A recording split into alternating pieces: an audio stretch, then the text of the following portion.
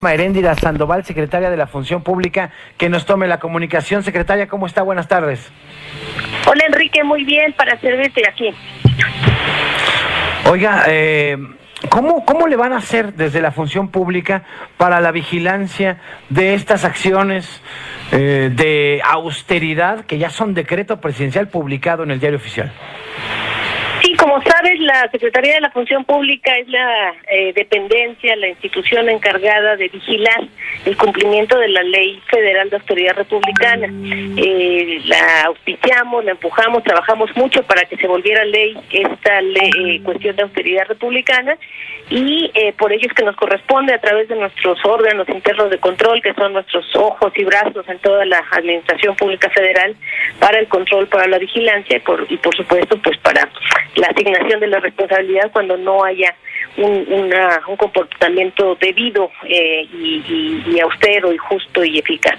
Entonces, es a través de nuestros órganos internos de control que vamos a trabajar con mucho ahínco y estamos pues listos para hacerlo. Ya estamos, de hecho, trabajando lo que ha indicado el presidente a través de este decreto y creo que va a ser un trabajo en conjunto, desde luego, de las dos secretarías transversales de toda la Administración Pública Federal, que son por un lado la Secretaría de Hacienda y Crédito Público y por otro lado la Secretaría de la Función Pública. Oiga, doctora Irma Heréndira Sandoval, titular de la Secretaría de la Función Pública, muchos juristas y especialistas han criticado el decreto por ser, dicen, desde su análisis y opinión, inconstitucional, es decir, con facultades que le otorgan a la Secretaría de Hacienda, por ejemplo, que no tendría que tener. ¿Qué opina al respecto? Bueno, están en su derecho de opinarlo, nosotros no lo vemos así, desde luego. Creemos que se está totalmente apegado a derecho, porque de hecho es una ajuste a la ley de responsabilidad hacendaria, lo que se ha enviado a la Cámara de Diputados, y pues corresponde cuidar mucho esta situación para que esta definición del presidente de la República tenga el cuidado jurídico pertinente. Entonces yo no le veo mayor problema al decreto que acaba de enviar a la Cámara de Diputados, precisamente para cumplir con toda la legalidad que corresponde. Ustedes, a través de estos órganos de control interno, van a vigilar que ninguno de esos recursos se aplique distinto a como ha ordenado o como ordene la Secretaría de Hacienda. Bueno, es el presidente de la República y sobre todo es pues cuidar que se cumpla con lo básico, que es mantener los programas de bienestar, mantener la inversión en las acciones prioritarias y pues como bien lo dice usted, Enrique, apretarse más el cinturón aquí en el gobierno y sobre todo en los niveles pues de más alta superioridad, empezando por el propio presidente de la República. Llamó la atención que en el decreto publicado ayer en el Diario Oficial, secretaria de la Función Pública, doctora Irma Heréndira Sandoval, no se mencionaran cuáles son las 10 subsecretarías que van a desaparecer y cómo se va a ejercer ese presupuesto que ya no se utilice. Sí, se va a ejercer, ya decíamos, en términos de mantener pues las becas, las pensiones, la construcción de las universidades públicas, el trabajo para los jóvenes, la construcción de nuestras obras magnas, digamos, de este gobierno, que son, como usted bien sabe, el aeropuerto, la refinería, el Tren Maya, cuestiones básicas de mantenimiento y conservación de relanzamiento de las refinerías en particular. Así va a ser la ejecución del gasto, y en términos de las subsecretarías que van a ser eliminadas, pues va a haber un trabajo prudente, consensuado y se va a ir definiendo pues con los propios secretarios de Estado, ¿no? Es decir, todavía no tienen definido en la Administración Pública Federal cuáles son las subsecretarías, de estas 10 subsecretarías que desaparezcan. Mire, lo que pasa Pues es que en términos de la austeridad, para ser francos, se ha caminado algunas secretarías con más avance que otras, para decirlo claramente. Entonces, creo que hay algunas secretarías de Estado que todavía tienen muchas subsecretarías en términos de esta concepción de la austeridad, y hay otras que sí cumplieron con la eliminación de las subsecretarías que podían haberse eliminado en la primera etapa. Entonces, yo creo que se van a concentrar precisamente en las dependencias que tienen más subsecretarías que las que cumplimos con la eliminación de las mismas desde el principio del gobierno. Entonces, todavía no saben cuáles. El análisis, se lo doy como tip en términos de que el análisis tiene que hacerse con cuidado y obviamente las dependencias. Hay dependencias que tienen 4 o 5 incluso subsecretarías. Entonces yo creo que ahí se va a hacer un trabajo cuidadoso de ver cómo se fusionan, ¿no? Las tareas, porque eso también ha sido muy claro el presidente.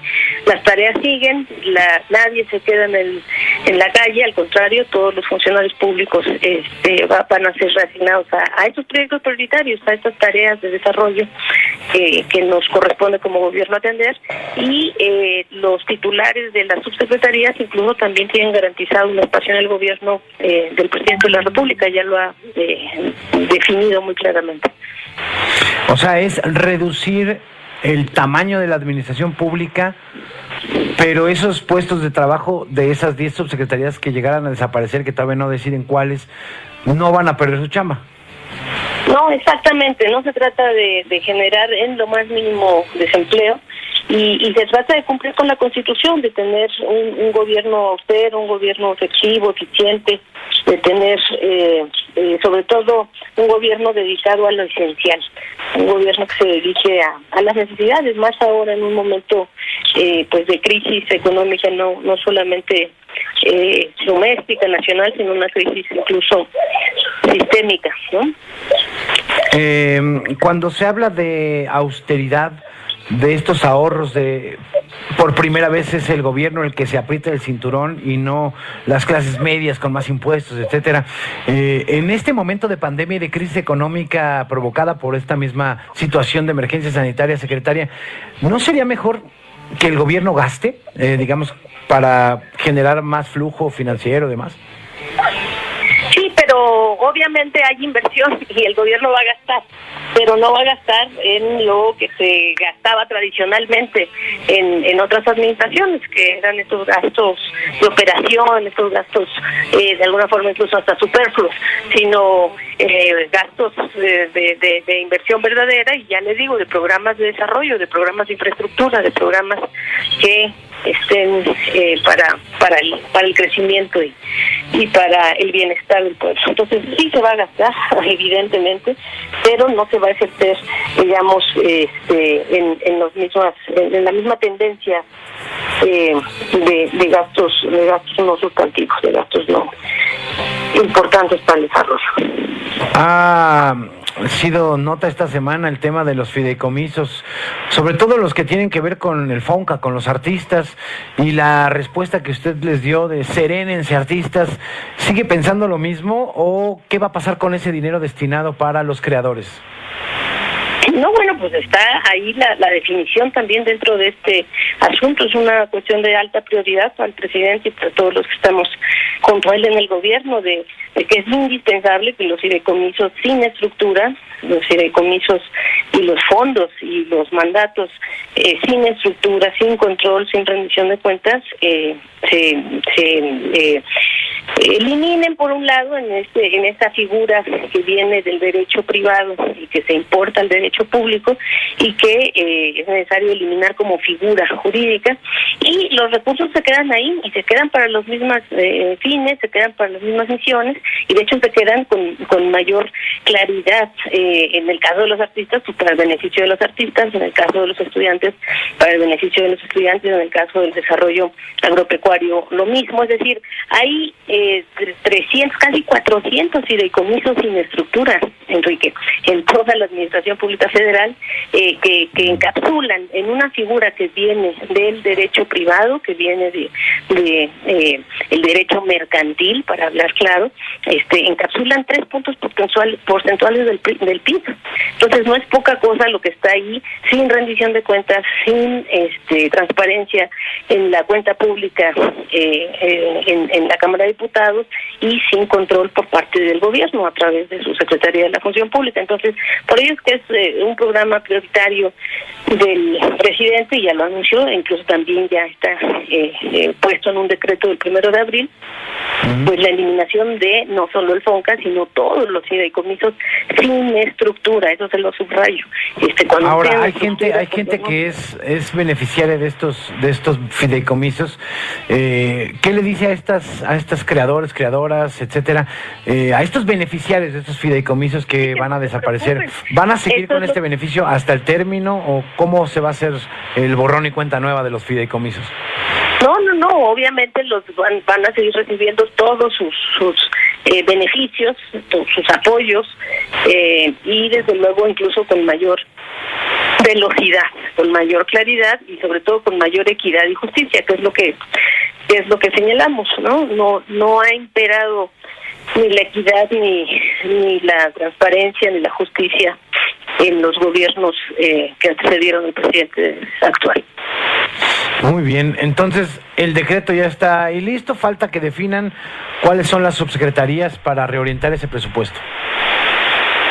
Sí, se va a definir muy pronto, y les repito, tampoco va a ser una cosa que ponga a temblar a nadie, porque simplemente se trata de reajustar los objetivos y proponer acciones de gobierno más enfocados al desarrollo, acciones de gobierno y atención directamente de los programas prioritarios, ¿no? Que son una treintena de programas prioritarios que tiene este gobierno actual. Muchísimas gracias por estos minutos, secretaria. Igualmente, gracias a usted, Enrique. Saludos a todo el auditorio.